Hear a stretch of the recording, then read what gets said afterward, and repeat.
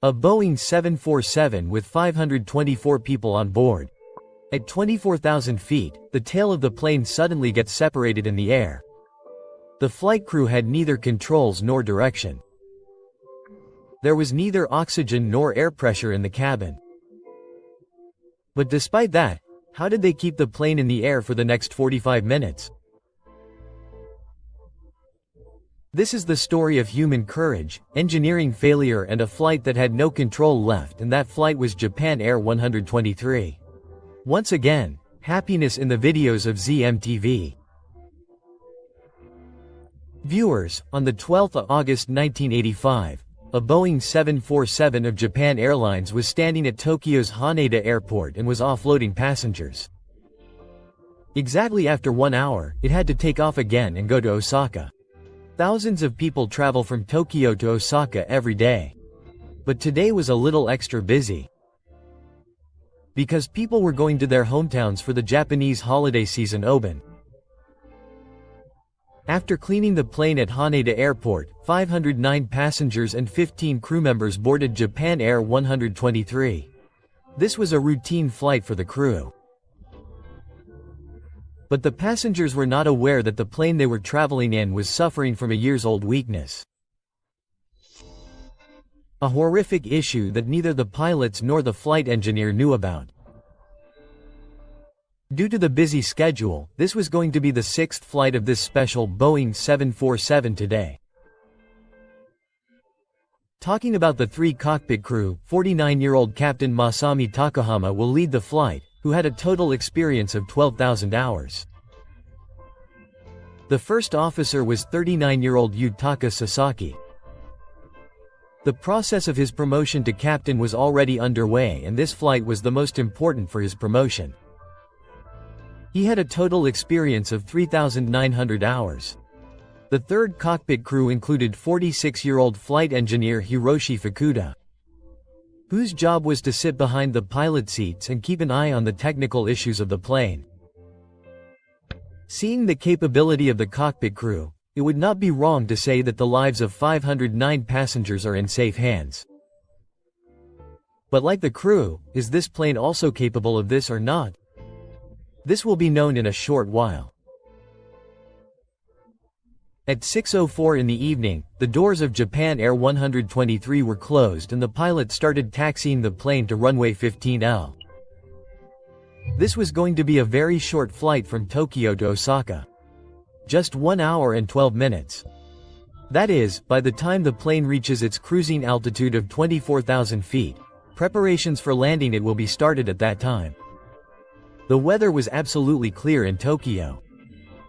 But today many thunderstorms were emerging in Japan, due to which the pilot was instructed that he would not go directly from Tokyo to Osaka but would go over the ocean. Now Japan Air 123 was completely ready for takeoff on runway 15L. At 6:12, after getting permission from the control tower, the pilot raised the thrust levers of the plane and took off successfully. Till then whatever happened was absolutely normal. But exactly 12 minutes after takeoff, a loud sound is heard inside the plane over Sagami Bay, and at the same time a hole is created in the tail section. The passengers who were very excited about going home till now, their excitement turns into fear in a blink of an eye. Because due to the hole, there is a commotion in the cabin and the loose things start getting pulled towards the hole. All this happened so fast that it was difficult to even get an idea as to what has happened. This sound was so loud that it was heard in the cockpit also. This sound was felt like this in the cockpit voice recorder. It is important to know here that as the plane goes to attitude, the air outside starts getting thinner and the oxygen level also decreases. To counter this, artificial pressure is filled inside the cabin, which is almost equal to the atmospheric pressure of the ground. Which means that at 24,000 feet the pressure outside is less and the pressure inside the cabin is more. And this high air pressure is constantly exerting pressure on the walls of the cabin from inside.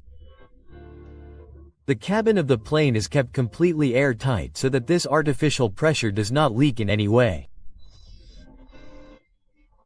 But if even a small part of the cabin is weak, then the air pressure can tear that place and create a hole, due to which the artificial pressure of the cabin will end and the health of the passengers can deteriorate. Apart from this, due to low oxygen level, there may be difficulty in breathing. Something similar had happened in Japan Air 123 as well. But till now both the pilots are not aware of this.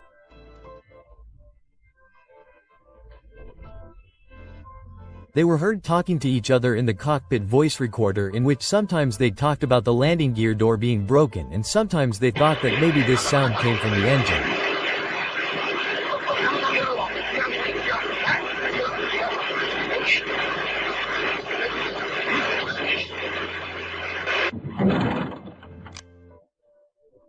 But the reality was that the rearmost part of the fuselage had separated from the plane and it also took away the rudder. Due to the fuselage's tail being torn, now the pressure in the cabin will not be maintained. But the separation of the rudder, which is the part attached to the tail, means that the plane is now going out of the control of both the pilots. The job of the rudder is to control the yaw movement of the plane. When any plane takes a turn, this movement is called roll movement. The movement of nose up or nose down is called pitch, whereas the direction of the nose horizontally going left or right is called yaw movement. In simple words, Japan Air 123 would not be able to turn properly at around 24,000 feet due to the absence of a rudder, nor would it be able to align itself with the runway while landing.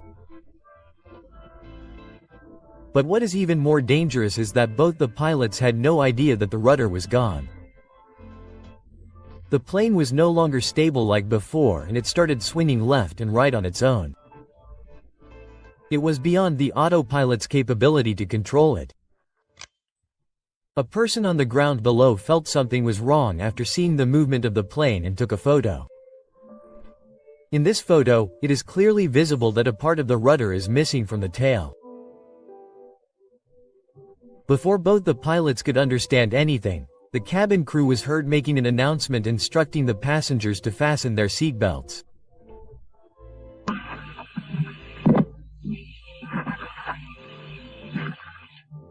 On the other hand, the captain present in the cockpit felt something was wrong. So first of all he put the frequency of the transformer on 703, which is a universal distress signal.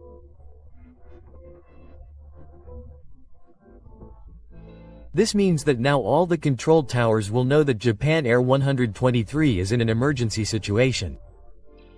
The captain decided to land the plane back in Tokyo. But is the plane capable of doing this or not? First of all, he informed the control tower about the emergency situation and asked for permission to land back in Tokyo. The control tower gave the captain permission to take a 90 degrees turn and land in Tokyo. The first officer who was sitting on the controls turned the plane towards the right at an angle of exactly 40 degrees.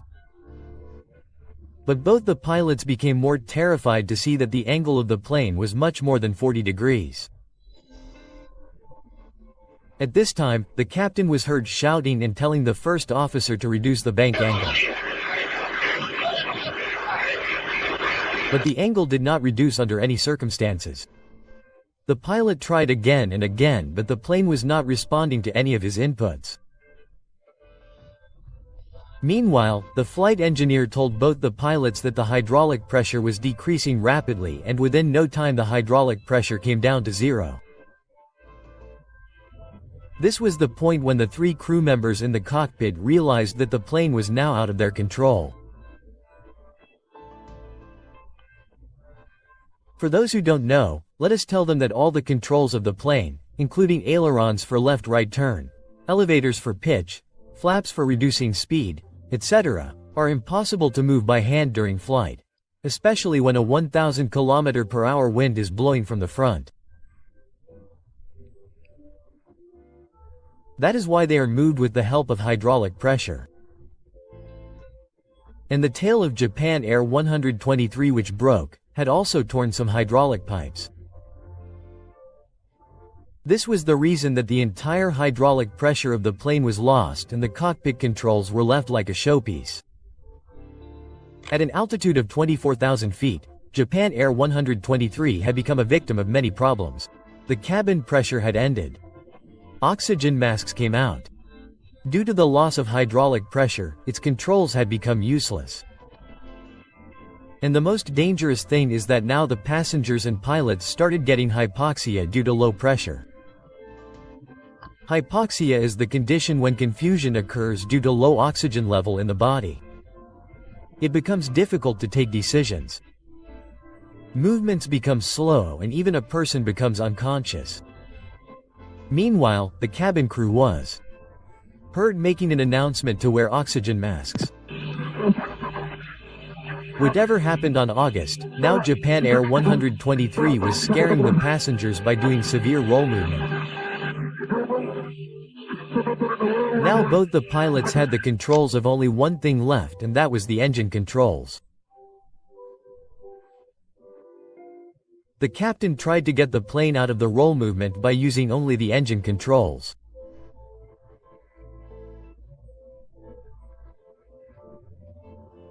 If the plane has to be turned right, then the power of the left side engines will have to be increased, and if it has to be turned left, then the power of the right side engines will have to be increased.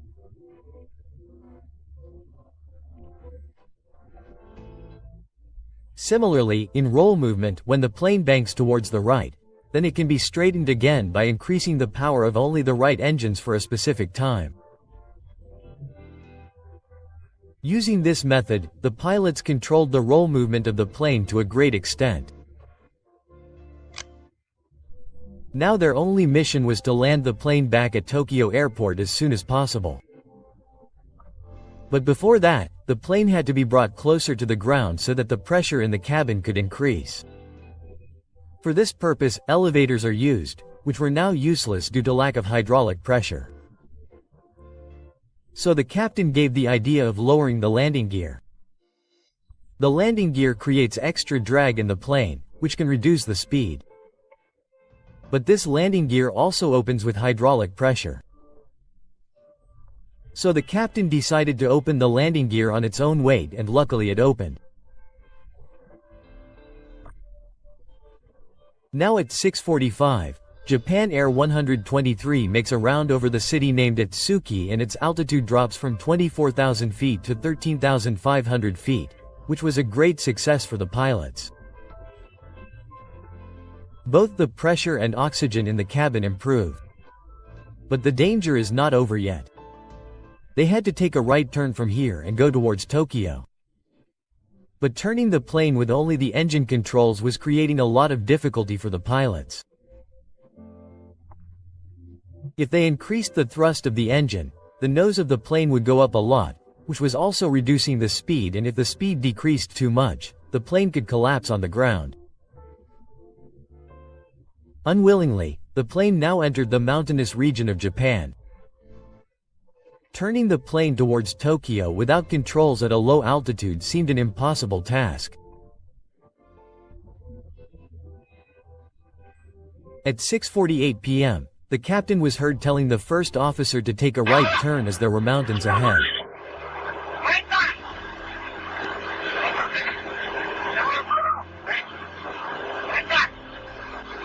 But perhaps it was not possible to take such a subtle turn with the help of only the engine controls.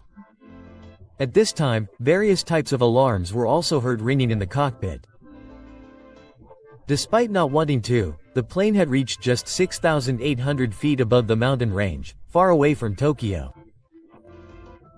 A few minutes later, at 6:54 p.m., the captain's frustration was clearly visible in his voice.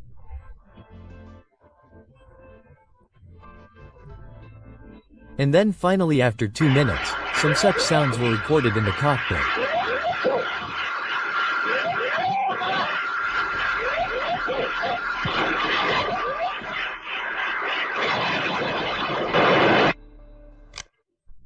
Japan Air's Taya collided with a mountain due to low altitude while turning.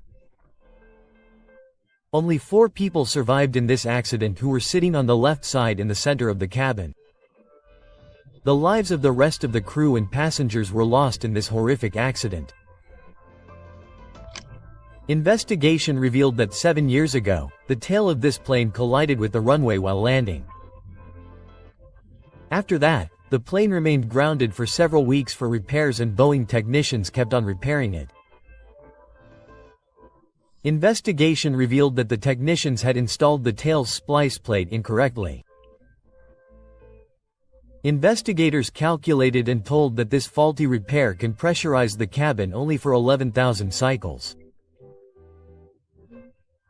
Whereas Japan Air 123 had completed 12,500 cycles in the same conditions and